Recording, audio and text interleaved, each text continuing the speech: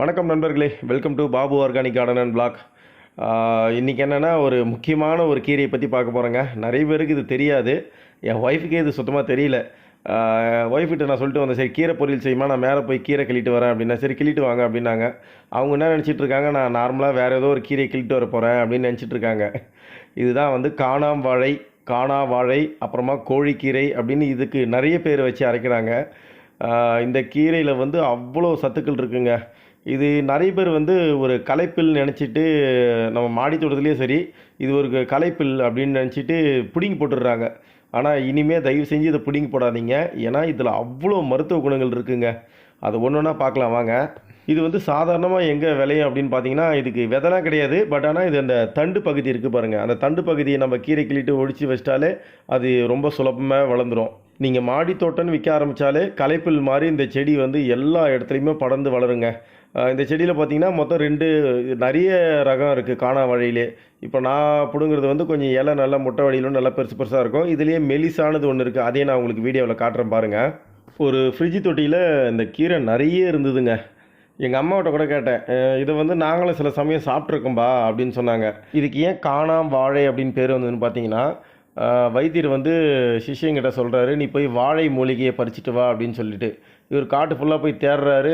அந்த வாழை நம்ம வாழை மூலிகை தானே, வாழை இலை தானே அப்படின்னு சொல்லிட்டு போகிறாரு. அவரும் தேடி தேடி பார்த்துட்டு குருக்கிட்ட வர்றாரு. வைத்தியர்கிட்ட வந்து சொல்கிறாரு, இந்த வாழை மூலிகை இந்த காட்டை சுற்றி தேடிட்டேன், கிடைக்கல அப்படின்ட்டு.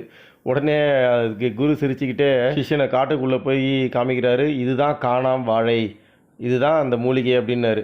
உடனே அதுக்கப்புறம் தான் இதுக்கு இந்த பேரே வந்து தான். நீ காணாமல் இவ்வளோ நேரம் தேடிக்கிட்டு இருந்ததுனால இதுக்கு பேர் இனிமேல் காணாம் வாழை அப்படின்னு அழைக்கப்படும் அப்படின்னு சொல்லி இந்த பேர் வச்சாராம். அப்பத்துலேருந்து இந்த இலைக்கு வந்து காணாம் வாழை. இதை வந்து இன்னொரு பேரும் அழைக்கிறாங்க. இதுக்கு நிறைய பேர் வச்சு அழைக்கிறாங்க. ஒரு சில ஊரில் இது வந்து கன்றுக்குட்டி பில் அப்படின்ற மாதிரி சொல்கிறாங்க. இதுலேயே நிறைய வகைகள் இருக்குங்க. இப்போ நான் கிள்றது வந்து பார்த்திங்கன்னா கொஞ்சம் மெலிசாக இருக்கும் இலை.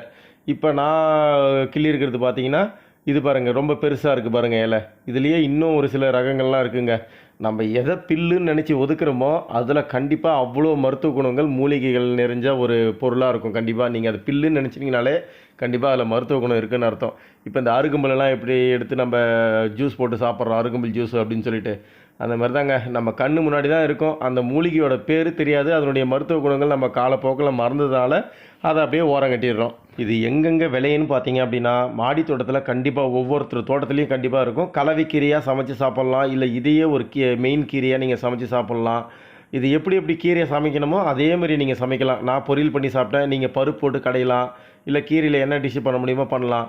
இதை நீங்கள் வளர்க்கணும்னு ஆசைப்பட்டீங்க அப்படின்னா, நம்ம அந்த கீரையை கிள்ளிட்டு இந்த புதினா குச்சிலாம் வைப்போம் பார்த்தீங்களா, புதினா குச்சி அந்த மாதிரி வச்சு நம்ம வளர்ப்போம் இல்லையா, அதே மாதிரி சேம் இதே மாதிரி இந்த இலைகளை கிள்ளிட்டு நீங்கள் அந்த குச்சியை வச்சிங்கனாலே போதும், அது சூப்பராக வளர்ந்து வருங்க. நீங்கள் அடிக்கடிக்கு அந்த கீரை இது கொடி மாதிரி அப்படியே தரையில் பறந்து ஓடிக்கிட்டே இருக்கும். நீங்கள் அப்பப்போ அந்த கீரையை பறித்து நீங்கள் சமைக்கலாம். இதுக்கு அவ்வளோ பராமரிப்புலாம் கொடுக்க வேண்டிய அவசியமே கிடையாது. ஒரே ஒரு மழை வந்துட்டு போச்சுன்னா போதும், அவ்வளோ சூப்பராக துளுத்து வளர்ந்துடும் எல்லாமே. அதே போல் இந்த கீரையை நீங்கள் எப்படி அடையாளம் காணலான்னு பார்த்தீங்கன்னா, இந்த கீரை வந்து இந்த நான் காட்டுறேன் பாருங்கள், இப்படி தான் இருக்கும். இதுலேயே ஒரு சில ரகங்கள் இருக்குது, மாறி மாறி இருக்குது. இதில் வந்து ஒரு ப்ளூ கலரில் ஒரு பூ வரும், ஒரு சின்னதாக ஒரு காய் மாதிரி வந்து அதுலேருந்து 2 அப்படியே ப்ளூ கலரில் பூ மாதிரி வருங்க. அதை நீங்கள் பார்த்தீங்கனாலே ஈஸியாக கண்டுபிடிச்சிடலாம். இந்த கீரையோட மருத்துவ குணம்னு பார்த்தீங்கன்னா, குறிப்பாகவே எல்லா கீரையுமே வந்து உடலோட வெப்பத்தை தணித்து உடம்புக்கு குளிர்ச்சியை தரும். சேம் இதே தான் இந்த கீரையை நம்மளுக்கு கொடுக்குதுங்க. குறிப்பாக ஆண்கள் பெண்கள் இரு பாலரும் சாப்பிடலாம். ஆண்கள் சாப்பிட்டாங்கன்னா அவங்களுடைய தாது விருத்தி ஆக்கிறதுக்கு இந்த கீரை அவ்வளோ யூஸ்ஃபுல்லாக இருக்கும். அப்புறமா பெண்கள் சாப்பிட்டாங்கன்னா பெண்கள் சம்மந்தப்பட்ட பிரச்சனை வருது இல்லையா, அந்த வெள்ளைப்படுதல், அது எல்லாமே கொஞ்சம் சரியாகுங்க. இப்போ நம்ம உடம்புல அடிபட்டுச்சுன்னா அந்த புண்ணு ஆறலை அப்படின்னா, அந்த கீரையை நம்ம சமைச்சு சாப்பிட்டோம் அப்படின்னா அந்த ஆறாத புண்ணு கூட அந்த ரணம் கூட ஆறிட்டு வரும் அப்படின்னு சொல்கிறாங்க. இதனுடைய இலைகளை கொஞ்சம் நசுக்கி நம்ம முகத்தில் முகப்பரு எங்கே இருக்கோ அங்கே நீங்கள் இதை பூசிட்டு வந்தீங்க அப்படின்னா அந்த முகப்பருக்கள் காலப்போக்கில் கொஞ்சம் கொஞ்சமாக அப்படியே மறைஞ்சிருங்க.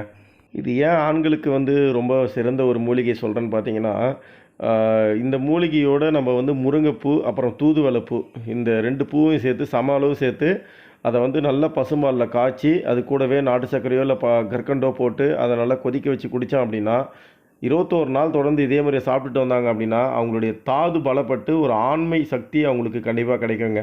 சேம் இதே போலவே பெண்களும் சாப்பிட்டுட்டு வந்தாங்க அப்படின்னா அவங்களுடைய வெள்ளைப்படுதல், தாறுமாறான இரத்தப்போக்கு, அந்த உதிரம் போகிறது எல்லாமே கட்டுக்குள்ளே கொண்டு வரலாங்க. இந்த கீரையில் அவ்வளோ மருத்துவ குணங்கள் இருக்குங்க. ஒன்று ஒன்றா சொல்லணும் அப்படின்னா அந்த வீடியோ போயிட்டே இருக்கும். நான் ஷார்ட்டாக சிம்பிளாக சொன்னன்றதுக்காக அப்படி சொல்லிக்கிட்டு இருக்கேன். இப்போ நம்ம உடம்புல எங்கன்னா காயம் ஏற்பட்டுச்சு அப்படின்னா, அந்த காயத்துக்கு வந்து இந்த சம அளவு இந்த காணாம்பாழை மூலிகை எடுத்து, அதே அளவு வந்து மஞ்சளும் அது கூட சேர்த்து அரைச்சி அந்த இடத்துல நம்ம பத்து மாதிரி போட்டுட்டு வந்தோம் அப்படின்னா, அந்த காயம் வந்து கொஞ்சம் கொஞ்சமாக சரியாயிடுங்க. இந்த காணாம்பாழைக்கீரை வந்து மூல நோய்க்கு ஒரு மிகச்சிறந்த மருந்தாக அமையுது அப்படின்னு சொல்கிறாங்க.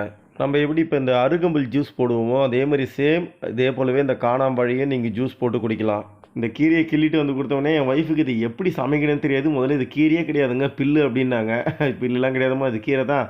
நீ கீரையை எப்பவும் பொரிப்பியா, அந்த மாதிரி பொரிச்சு கொடுத்துரு எனக்கு அப்படின்னேன். அவங்க சாதாரணமாக பொரிச்சா பத்தாது, இருமா 2 முட்டையை எடுத்துகிட்டு வரேன் அப்படின்ட்டு 2 முட்டையை எடுத்துகிட்டு வந்து அதுக்குள்ளே போட்டு பொரித்து சாப்பிட்டேன். உண்மையிலே சொல்கிறேங்க, ஒரு வித்தியாசமான டேஸ்ட்டு, நல்ல டேஸ்ட்டு தான்.